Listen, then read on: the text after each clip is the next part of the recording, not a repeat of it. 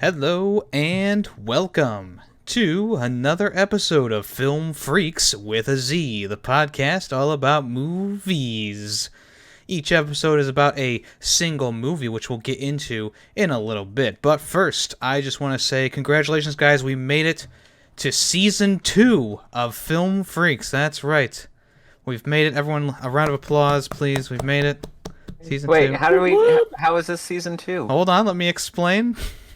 Okay. This might be a surprise to you guys, but I always planned that if we were going to lose a member of the podcast, that it would shift to another season, so that the first season would have a group of people, and the second season would have a new group of people. And so, yes, unfortunately, we did lose Coco in the process. His schedule became a bit too chaotic for our recordings. But in his stead, we have the man, the myth, and the legend, the MVP of several podcasts, and the guy who has won the most fan votes. It's Just Callus, but don't call him Just Callus. Call him Just Callus. Yes. Thank you. Thank you for that added detail. But yes, very happy to be here. And who Hello, else am I with? Grady Waffles. Hey, Mation. And I'm Yemmy the Ferret. We are happy to have you on as a new permanent co-host. Happy to be Welcome. here. So, Coco did leave me some thoughts about Goodfellas from last episode. So let me go ahead and read those real quickly. He said Goodfellas is a 4 out of 5. He enjoyed the movie. It had some nice action, but some parts could be a little slow. The acting was very nice, and it was very funny as well. Was on starting off in a future scene, but overall he would like to watch it again. And then he asked if I thought he was a clown. But at least he didn't do the 1.5 out of 5 meme. Yes. Well, but if he was if he was in the episode, then it would not have been unanimous. Then Yeah, that's true. I guess Goodfellas is not unanimous. Well, it happens, I guess. But right now, we got a movie to talk about. That's right. I recommended a movie last episode, and that movie was Tremors from 1990. Everyone seemed pretty happy about this one. It is directed by Ron Underwood, and a bit of a small synopsis here before we start is repairman Val McKee and Earl Bassett are tired of their dull lives in a small desert town of perfection, Nevada. But just as the two try to skip town, they happen upon a series of mysterious deaths and a concerned seismologist studying unnatural readings below the ground. With the help of an eccentric couple, the group fights to survive against the giant worm-like monsters hungry for human flesh. And the movie stars, and I actually forgot to say this, Reba is in this movie, if you know. Right. She's the country singer, and I guess she was trying to do acting for a little bit. But also it stars heartthrob Kevin Bacon, Fred Ward, Finn Carter, Michael Gross, and Victor Wong, to name a few. And I would like to say, before we get into the discussion, Michael Gross, who plays Bert, he is in every single one of these Tremors movies, even all the way to pretty the much. new 2018 ones. There's a 2021 now, and I believe a cartoon or something on Netflix. I don't know. There's Is 8 it? of them now. Wait, there's a cartoon version of it? I don't know if it's a cartoon, but Netflix has a series that takes place after number 6, which there's 2 that are not numbered. 'Cause Yeah, there's one that's called That's what I Cold Day in noticed. Hell, and then Shrieker Island. yeah. And then- funny enough, I don't know if this was just Amazon being Amazon, but the prequel, Tremors 3 is after Tremors 4. It's really weird. It's because Tremors 4 I think was made in 2014, and Tremors 3 was made in 2014, and Tremors 4 was made in 2012 or something. It was really weird, the order. I don't know. I know. Just one of them is a prequel, when They're the in the town West- of perfection gets set up. Yeah, there's little baby Tremors. They tried to make them cute. I didn't Wait, watch which it. one- I which just watched one's- the trailer. Oh, okay. which I was was the saying, one where the Tremors are actually they're two-legged and they're like actually walking above ground. That's Which one number is that? 2. Oh, okay. Yeah, that's And true. 2 is good. Oh, two 3 is they good? turn into like flying ones, and I remember watching it and just going, "This is dumb." And then I never watched any of the other ones after.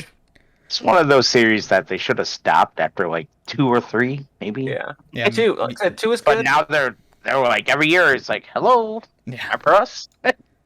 Yeah, I don't know. It's like because there was a void of no Tremors movies for a while, and Yeah. after the second one came out, and then around 2010, it started to pop back up, and then there's just been one every other year at this point since then. All Yeah, of it's them, pretty ridiculous. all of them with Every other Bert. year, yeah. Bert is the main guy. Yeah. Know what He's the man. sucks? Is Kevin Bacon actually tried to make a Tremors TV show that like took place after 2, so it just got rid of like 3 through whatever weren't canon. And like the trailer looked really cool, but it never got picked up by anyone, and I was sad. That's too bad. I would have Yeah. liked. I would have liked more Kevin Bacon Tremors, not Yeah. Michael Gross Tremors. But Yeah. where I want to start the conversation now, I said this last time and I'll say it again. This movie is like, it's like a really, really good guilty pleasure movie for me. I love watching this thing. I can watch this movie like over and over again yearly. I could watch it honestly because it just has such a good build up to like the main action in the movie, because you go from it's a little bit of a mystery, you find the farmer's head in the ground, and that's like a really, really cool scene, and then the doctor's car gets swallowed whole, and the guy's on the road, and my main question to you guys is which is your favorite death in the movie, Tremor or human? Oh, favorite death. Probably.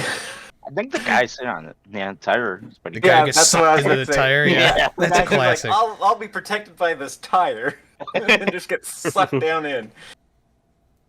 Or the where the guy, the husband and the wife are camping. I think that was a cool scene too. Yeah, the car gets sucked under there, and then when Yeah. Kevin Bacon finds the car later, the headlights in the ground. Yeah, that's a really cool one too. Yeah. I think that's a cool scene. Good visual effects there too.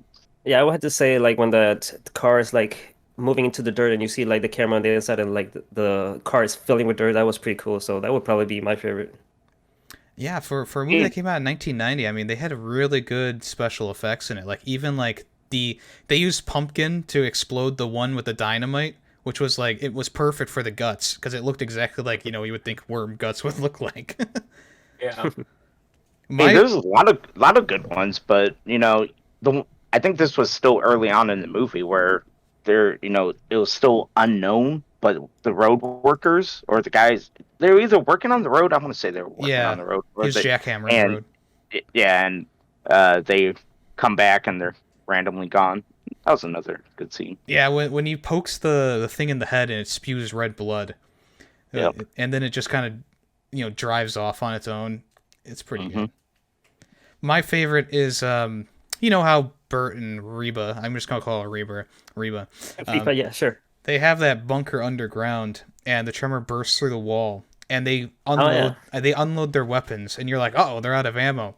Then they turn around, they have a giant wall just of guns. Yeah, It's great. But That is like there's one of my more. that's one of the best scenes in the entire movie because they're picking guns out the wall, shooting them. He gets out that elephant rifle.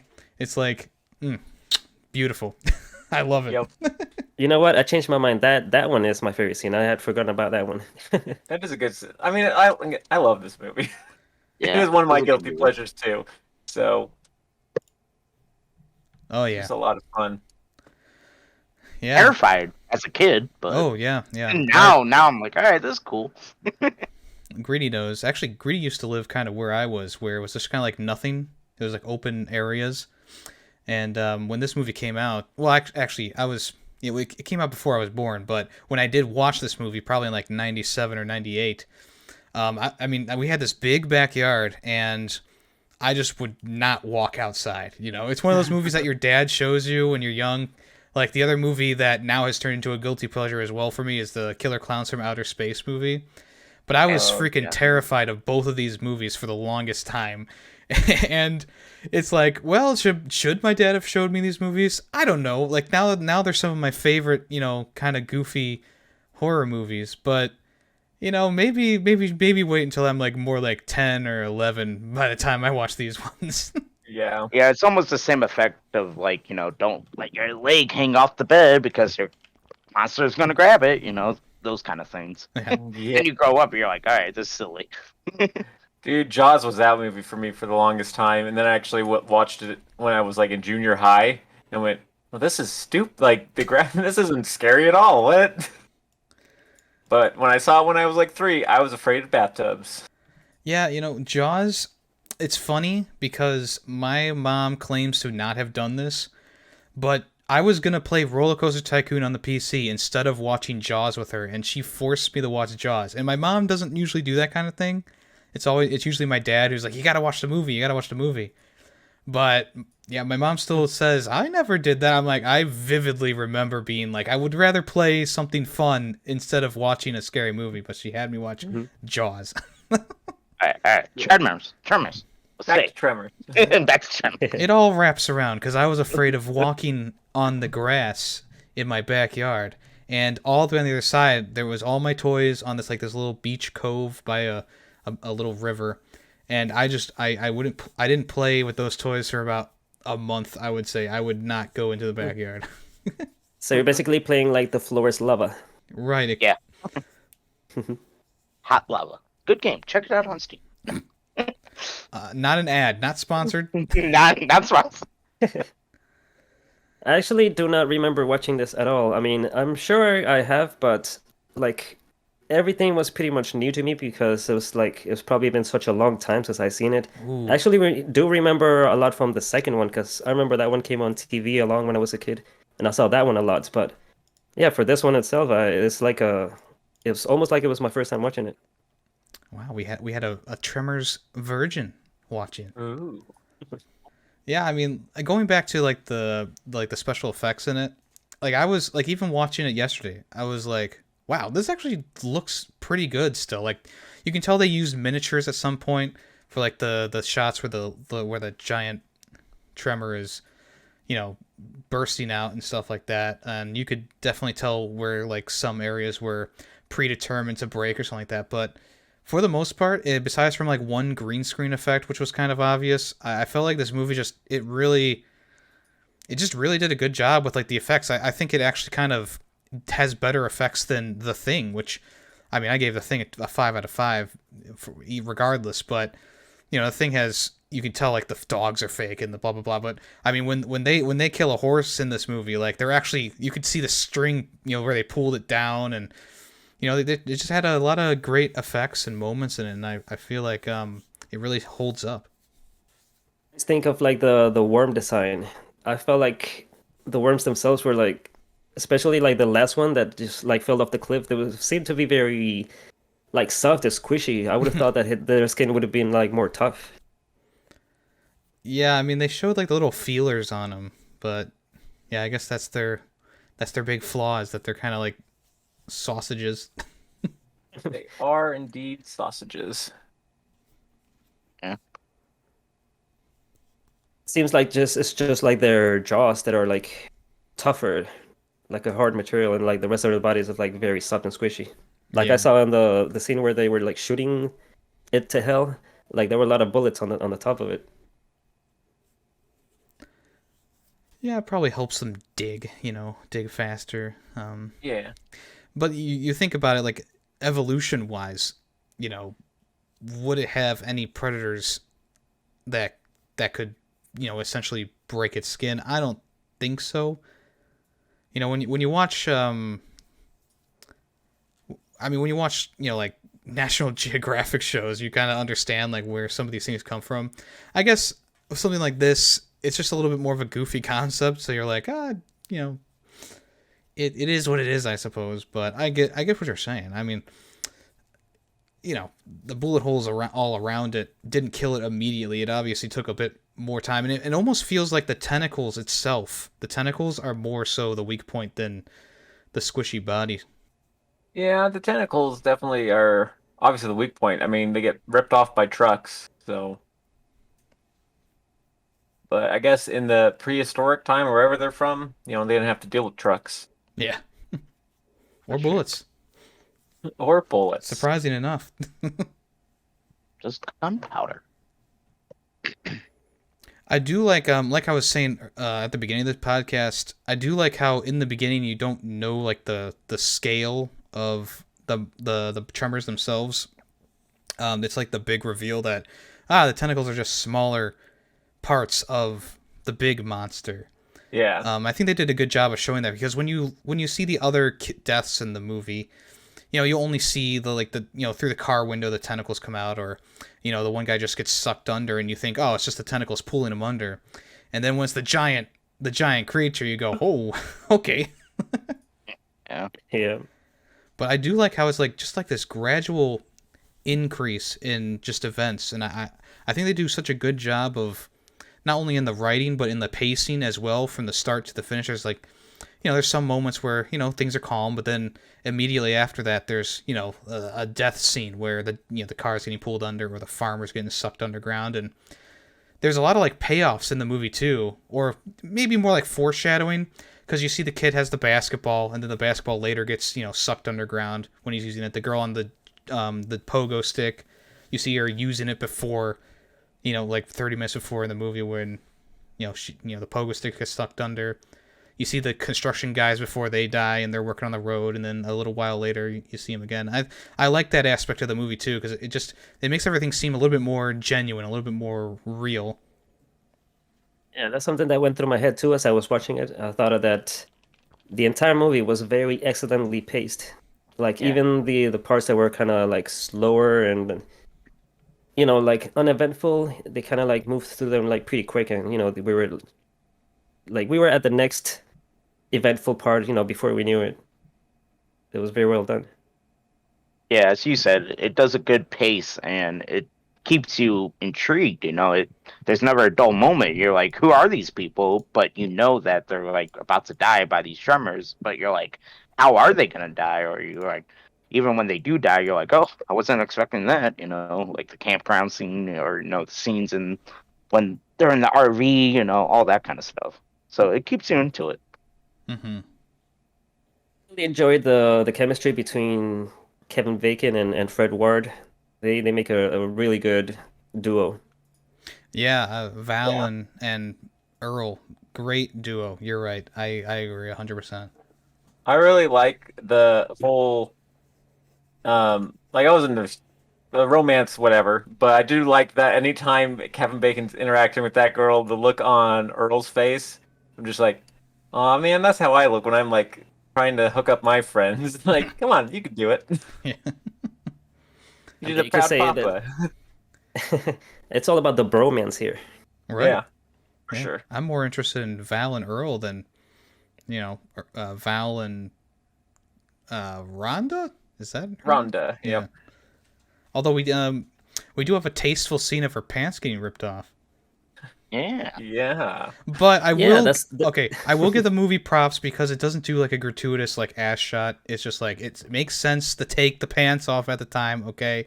Yeah. Did they have to do it with her? No, but I think that like the amount of time that she has her pants off in the movie is very short, and they also don't show it a lot. Like they show her in her underwear getting up, and then after that she's getting stitches on her legs, and then she's got pants on again. So I will commend the movie for not like doing like a zoom up shot of her ass, or hey, look at this ass, or ripping off all her clothes in general except for her her bra and underwear. Yep, could have been much worse. What I really wanted to see was Kevin Bacon's shirt get ripped off. You know what I'm saying? Yeah. Shirt or pants? Why not both? Yeah, why not both? Perfect. Do you guys think that this movie kind of felt like a bit of a Western? Yeah, definitely. I mean, it's definitely got that Western setting. And I mean, you got that typical one gas station, every 600 miles kind of feel, and then the feel of the RV gets abandoned by a rock, So yeah, definitely Western. Right. How's that town sustainable? Because I noticed like people. Exactly, yeah, it said 14 I thought people. it was 14 or 18. I thought the sign said 14. Yeah, it said 14. Okay, because that makes sense. Because I was like, I thought it said 18 like throughout the whole movie, and I'm like counting them all. I'm like, Only getting 14 people. Who are they? Who are these other people? So that makes sense. Yeah, it doesn't seem like they'd be able to sustain themselves there, but I mean, that's also the reason why that Bert character went to that place, was because it's so secluded and he could set up his bunker to survive anything except for an underground attack. Yeah. But yeah, I mean, this movie definitely has that, that's... like, it has the soundtrack of a Western movie. You know, it's got all that, it's got twang, it's got the country stuff in there. It's got I would say it has the gratuitous Reba song at the end, you know, because she's in the movie. Yeah, so I was that's just only about to say because that. she's in the movie. But yeah, it's kind of like a modern Western almost, except, you know, without well, I guess it does have cowboys, but you know, and it also has horse riding. So yeah, it is a modern Western. What do you know? Pretty much, yeah. Just no big shoot. Well, I mean, there's a shootout, but it's not against like bandits or other cowboys, you know. Yeah, Western confirmed. Yeah, I like the vibe of Westerns, and this one definitely had it, and they did a good job with like the costumes and you know, designs of like the buildings and stuff too. I thought it had a nice look to it, and the mountains look beautiful in this movie, you know. Yeah. I really enjoyed the beginning of the movie too, like with when Val and Earl were like trying to leave town, and then something stopped them, so they had to go back, and then they tried to leave again, and then they went back, and like it happened like 3 or 4 times. Yeah. Every time you think they're actually gonna leave, they either get turned around or something happens. But I guess it's a good way of keeping the people in the valley. Like, there's a reason that they're there, you know? And there's also a reason why they can't get out, because, you know, cars can't go up the Jeep trail unless they got 4-wheel drive. And there's only one road leading in and out, which seemed to be, you know... I mean, you couldn't walk it because the Tremors would get you, you know? So And I it had guess... a pretty good reason why they couldn't communicate also with the outside world. Yeah, because the phone's broken, a payphone. The only phone in the entire town. Yeah. Oh, that was common in what year was it? 90s? Yeah. Sure, we'll go with that. Sure, yeah. Yeah. So yeah, I think it has some good logic to it. You know, I wasn't like I don't think I ever was like, well, that was a dumb idea. You know, I think that I think the logic's pretty sound in the movie, all things considered. Yeah. Like, yeah, they never do anything that you go, why did you, like most horror movies, you're like, why are you doing that? Why are you going in the house? Stop being dumb. Yeah, There was never that moment here where you're just like, everything they did that was logical and made sense that they would do that. Yeah, and a lot of what they do, you know, like the surprises that happen, it's like, well, who could have guessed that they were going to be able to get through the floorboards, or they were going to eventually be able to take down buildings? You know, it's all a good progression. You know, it's almost like the Power Rangers movie where, you know, things gotta, you know, keep ramping up for the for the responses. Yeah. So does this movie sit high in like your ranking of like monster attack movies? Yeah, In terms of, I like, would say those so. films? Yeah, I think it's right below The Thing, in my opinion. What about you guys? High regard. I don't know if I've seen, I guess I have seen quite a few. Like Alien, Predator would be considered monster attack. Pacific Rim. Oh man. Pacific Rim, that's like my top one. Not the second movie, Greedy. The first one. Yeah. Yeah, Oh, the okay. first one. Yeah. Yeah, first Would you one. guys consider Jurassic Park also a Yeah, monster movie? I consider Jurassic Because Park. that one's like my number one right there. Yeah, Jurassic Park's really good. All right, I gotta revise my list then. You were only thinking this. That's the only 2 movies, right? Yeah. No, this one is definitely up there. I don't know if I would have to think about a specific list, but you know, the movies you guys mentioned, I think it's on the same level as a lot of those, you know. Oh, for sure. I agree. And Jaws, also Jaws. Yeah, Jaws has to be up there. The Mummy? You already said Alien, The Mummy, Scorpion King, maybe? No. No? But That's definitely it's The towards Rock's the bottom. first movie. Barely. No, the original Mummy. That's a classic. Yes. That's a classic That's a monster good one. movie. The original Mummy from 1932? No, I'm talking about the one with Brendan Fraser. I know you are. The heartthrob. 1932. The other heartthrob. And definitely not the Mummy with Tom Cruise. Oh, God, no. Oh, jeez. But yeah, now that I think of it, Pacific Rim is actually pretty high up there. I think that's a great monster movie. It is. Maybe I'll pick that one. What about Jumanji? I guess that's not monster. I wouldn't say Jumanji's No. monster. No, I wouldn't call it. Yeah, I think in all things considered, this one is definitely with the greats. I mean, it doesn't seem to be underrated. I mean, it seems to be rated about a 3 to a 4 for the most part is the highest ratings that it has. So I think it's pretty high up there. It can stand with the greats. Definitely held up. It definitely holds its length, I guess. I was trying to say. Wait, what? I think you cut out there. What'd you say? It definitely holds up to its value. Like it's still still a good watch compared to like, oh, this movie didn't age well, and you're like you watch this and you're like, all right, Yeah. still brings back my horror days. I'm like, all right, yeah. Yeah, compared to Brightburn, I think any movie can really hold up. Why you guys always got to bring that up every episode? Well, now it's 2 times this episode now. So. We got it's on our contract. We have to bring it up at least once a half season. Tay is the CG guy. Greedy's the horror guy. I bring up Brightburn every chance I get. Wonder what my thing's gonna be. We'll find out. Yeah. Find out season 2. Oh yeah, only time will tell. Next time. All right. A couple scenes I want to talk about. Sure. First off, the pole faulting scene. I think that was a little intense. And then, what was the second scene I wanted to talk about? Go ahead and talk about that scene. The Maybe pole I'll think vaulting? about it. Yeah.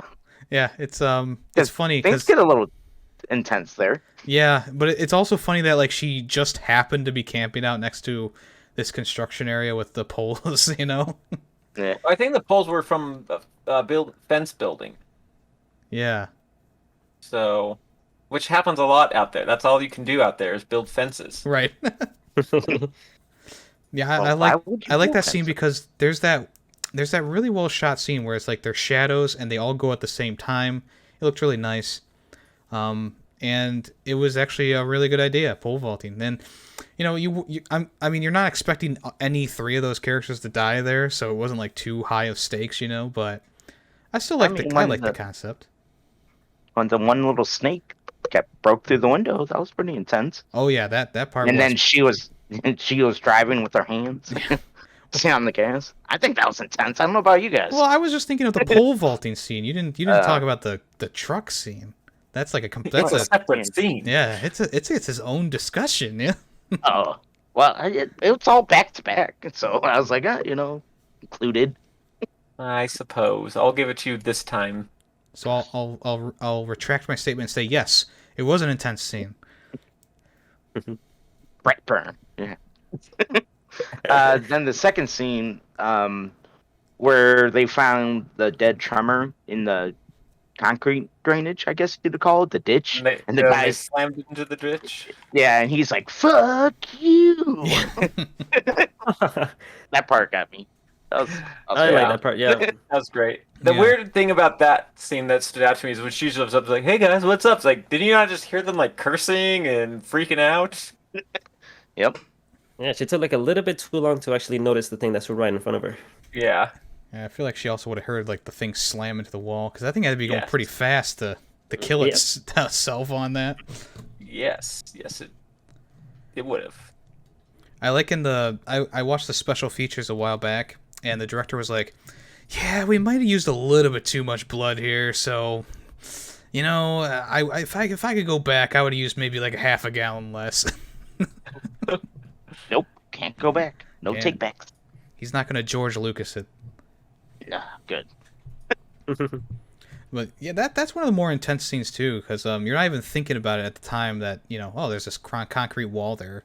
They jump over it and they get stuck in the ditch. And nowadays, they probably would have made that jump. It would have been like the glorious moment where they make the jump, but they actually fall into the ditch, which makes it even more intense. Exactly. I like it. Got a lot. I also like the. Go ahead, Sorry. Cass. All right, I was just gonna say I really like the part where like they're back in the town and they're like on top of the roofs, and like the worms have by this point figured out that they can just like slowly tear down the buildings and like the whole building is shaking. I thought that was pretty cool. Yeah, that harkens back to like the effects. They built a whole building that's able to be destroyed. I'm not sure exactly how they did it. I think they used like weak points. Well, I guess they just shook the building. I don't know. They probably made weak points and shook the building. You watched the special stuff at the end. You should know this. They didn't really go into depth with that. They just said that they built the whole town from scratch. And they didn't really talk about... Wait, Perfection's not a real town I can go visit? You might be able to go visit like where it was shot. I think they actually shot it in Nevada. Yeah, it definitely looked like they did. Unless it was all one big green screen. Acting.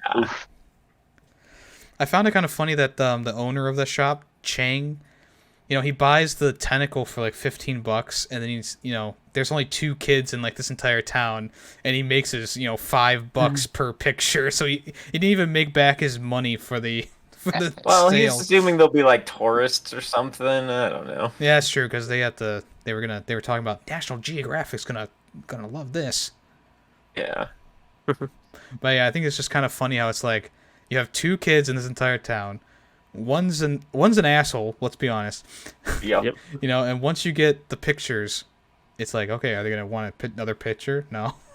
Well, I better pray to make my money back on this. Although he probably would have made his money back tenfold, but unfortunately, R.I.P. Chang. Too bad. Yeah. And speaking of the kids, that girl was actually the same girl from Jurassic Park. If anyone noticed. Was it? Is she? Yeah. You don't notice. Yeah, I didn't notice either. Good research, Callus. Yeah, she grows up a little bit because Jurassic Park was 93, so that's maybe why I didn't recognize her. Yeah. The mom looked familiar too, though, and I couldn't picture what kind of looked like Dr. Quinn, Medicine Woman, or something. Was her name Nancy? Okay. I think Yeah. it's Nancy. Let's see. She was in Eraserhead.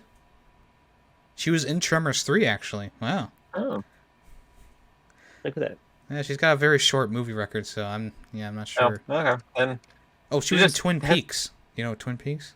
I do Oh, know it, Twin but I've Peaks. never saw it. Well. Oh, she just looked familiar, but I guess she's got one of them faces. Yeah. Yeah, that kid. I like how it's like the story of, because they have like this mini story where he's like, faking being under attack, and they pretty much shoved the story of the boy who cried wolf in there. Yeah. I thought that was a good touch, and I like how, when they all come out, they're like, oh, what the fuck's going on with this kid, and he's up on the sign. They're like, uh-oh, it's real. Yeah. I also like how Bert gave him an unloaded gun, and I love that line he says after the fact. He's like, "Well, it got you running, didn't it?" And it's like, that was a great Definitely, line. that was a good line. I I like that didn't- one too. Like, this movie is so smartly written with its little quips in there. It's just a very well written movie. I love it. Yeah. Good choice, Yemmy. Thank you. Well, all right. Anyone else got anything they want to bring up about the Tremors? I'm good. Yeah, I think I'm good too. All right. I will start us off with our final thoughts and rating out of 5. And I really love this movie. It's really, really good. Would I say it's perfect? No, but it's a very well-paced, well-written, fun experience. It's got some good actors and actresses in there. I think everything happens for a reason. It's all, it's everything is believable in the movie. A movie about giant worms, and it's pretty believable what all the events that happen. There's just so many like memorable moments in it as well, like them shooting it in the basement, and them removing the hat from the farmer who's like buried in the ground, or only his head's left, in a very gruesome scene. The car going under the ground. I mean, there's just so many scenes that you can pick out of a hat and be like, yep, I remember that exactly, and I can tell you exactly what happens in that. I love the overall tone of the movie. It feels more like a Western than it does like, like a monster movie. And I mean, both of the main characters were very likable. And you know, Reba, she might not have had a big movie career, but she was a She little had her own sitcom after this. yes, but she was a little distracted in the movie, especially with the ending song being a Reba song. Yeah. But I'm But not the movie gonna. ended by that point. Yeah, I'm not gonna slam the movie for that. But yeah, I think all in all, I'm gonna give it a 4.5 out of 5. All right, yeah, I pretty much agree with Yummy. The movie's well paced and it does a good job of like going from no idea, like from it, you, like makes you feel like you're in the movie. You have no idea what these things are. To okay, this is what we kind of get. Okay, now this is how we kill them. To okay, well we gotta get to higher ground, pretty much. Good actors. Kevin Bacon does a great job. Good scenes, pole vaulting scene. We talked about it, throughout the podcast. Pole vaulting, and then the concrete drainage scene. That was good. I like those, and then it just kept you intense. Like I said earlier, you have no idea who these people are, but they're gonna die. But it kept you into it. It was like, how are they gonna die? Like, and then there was just those funny scenes, and the ending was good. I liked it. It was real tense, and I will give it a 4 out of 5. Yeah, I agree with everything you guys say here. I mean, it's a classic movie. It's a lot of fun. And yeah, Reba's a little distracted but yeah, it's fine. Overall, I really enjoy this movie. Like, it's one of my guilty pleasures too. Although maybe not guilty. I don't feel guilt for it. I guess it's just one of my pleasures, to be honest. But yeah, I'd give it a 4 out of 5 as well.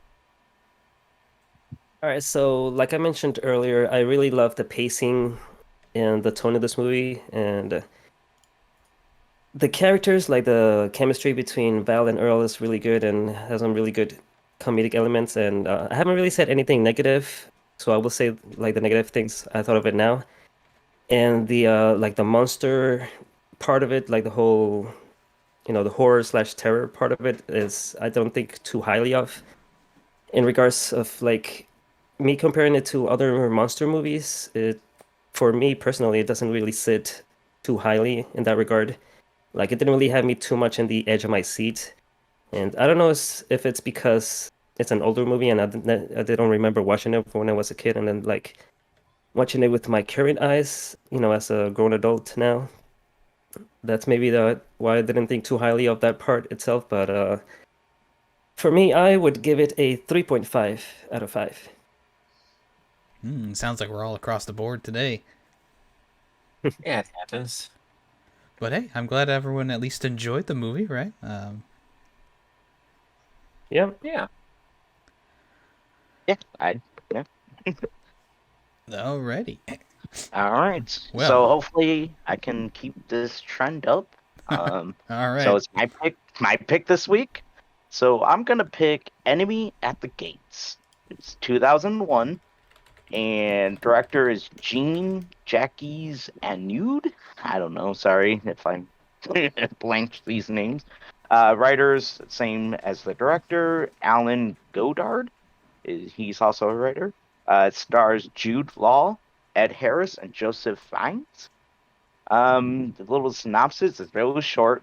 A Russian and a German sniper play a game of cat and mouse during the Battle of Stalingrad. So I it's think a I've ever sniper seen movie. this. So it's a sniper movie, and it's a cat and mouse game between a German sniper and a Russian sniper. I was introduced to this movie by Yemmy. I kind of vaguely remember it, but I remember liking it, and we'll see. I just want to revisit it. So yeah, this is what do you guys think? the movie that inspired the first few Russian levels in Call of Duty, the original ones. And you'll see, I mean, if you remember anything from the first PC game, you'll definitely recognize some scenes in this one. And I remember this movie being pretty good at kind of showing all the different aspects of the war, like how brutal the Russians were and all that. So I'm excited to get back on this one. I haven't seen it since high school. I don't think I've ever seen it. It's been a while, so find it on Amazon. So 2 hours. So sorry, it's a longer-ish movie. So You never So have to two of us apologize. So two of us haven't seen it. That would be exciting. It's on Hulu, but I think you need Hulu Plus, Paramount Plus, Amazon. So yep. I don't know why you were so worried about this one before we started. This should be a good watch. No. I switched mid to recording. It's not the movie. Can you tell us what you were gonna originally? No. Nope. Not even a hint. Now I'm really curious. In his back pocket to pick for next time. We will never know. It was gonna be the original Transformers, I bet. Nope. Hey, the original one's good. Come on. I too love to see Xboxes transform into Transformers. Yeah. Anyway, all right. So if you don't want to be spoiled for Enemy at the Gates from 2001, make sure you watch that before the next episode of the podcast, which will be in 2 weeks. That's right. And don't forget to make sure you throw requests at us, movie requests. Now that Callus is out of the running for these things, we're gonna need some new movie some fan vote requests in here. So make sure you send those either in the comment section of the latest episode of Film Freakz, or talk in the Discord in the movie section of my Discord. And you can also send us an email at ff.filmfreaks@gmail.com. And that's... the main reason why I joined this podcast is so that I can finally pick movies instead of I was tired of not winning fan votes. I must win every single fan vote, and I was tired of not winning every single one of them. So yes, here I am. So he's only here for revenge. Yes. He's got a vendetta. Well, yeah, I mean, you guys, we did it. This is the first episode of the second season. I think it went pretty well. Nice, yeah. Yeah. Do we know what episode number it is, though? I believe it's 45, because 50 is... So close to 50. Then, yeah. So we will... Yeah, we just needed one more round, and it would have been it, but... That's okay. It works out like this. That's okay. And we're glad to have you on, Callus. We're going to miss Coco, of course. But Callus, it's nice having you on, and indeed. Yeah, I'm excited to hopefully keep going. Coco will submit some fan votes, and we can have him on if he wants. Yeah. All right. Well, does anyone else have anything they want to say before we end the show? Go Browns. Go Browns. I'll try my best to live up to the legacy of Coco. Yes.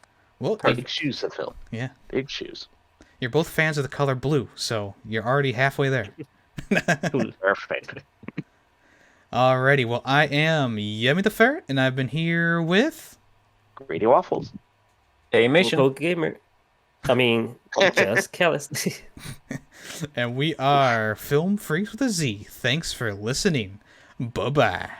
Bye. Bye.